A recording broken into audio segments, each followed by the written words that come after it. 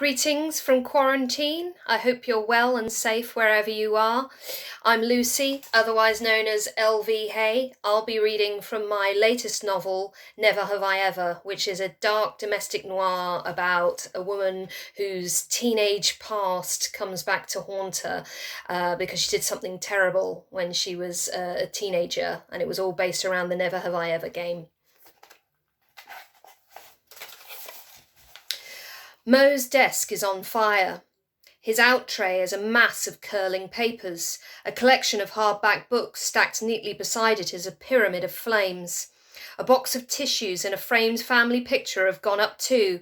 Our faces smile, demon-like, as the fire takes its toll. The printer and computer monitor bubble next to the conflagration. A stream of fire bursts across the room. I flinch, but nothing touches my skin. The fire is still confined to the desk. The image that had felt so real is just a memory. In my mind's eye, I see Felix Jackson, Will's brother, the bonfire and headland behind him. He's performing his party trick, Dragon's Breath.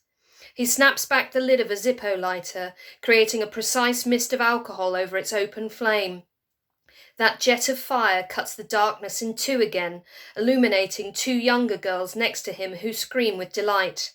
I don't see their faces, though I perceive a tubby middle in denim shorts on the first girl, a flash of auburn hair on the second.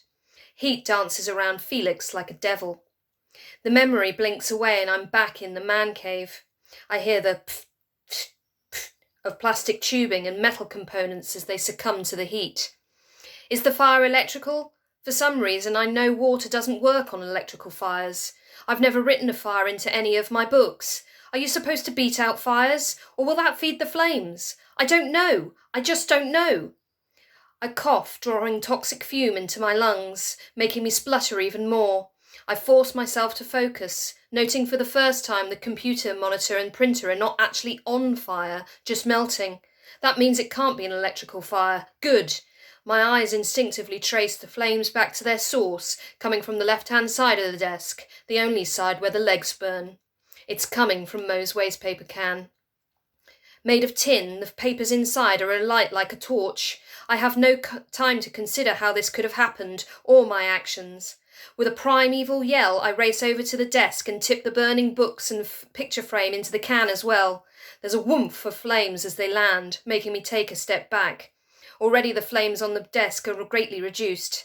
I grab a throw from Mo's chair, bunching it up and smothering the fire on the legs, jumping as the computer monitor emits another pfft, louder this time as its flat screen disappears inwards towards on itself.